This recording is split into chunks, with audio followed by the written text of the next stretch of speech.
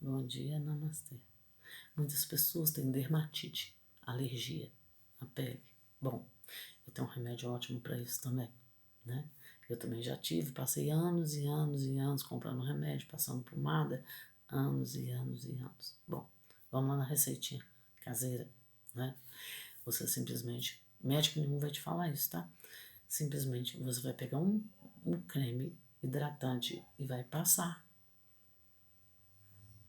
Aí vai parar. Esse creme hidratante, pô, é melhor que seja de ureia. Você pode mandar manipular na farmácia. Mas acontece que necessariamente não precisa ser de ureia. Se a coisa estiver muito feia, use o de ureia. Mas depois pode passar por hidratante normal, tranquilo. Sempre hidrate a pele, que ela não vai dar, você não vai ter mais dermatite. Quer dizer, ela vai sumindo, diminuindo, diminuindo até sumir. Muito hidratante na pele. Só isso basta para curar a dermatite.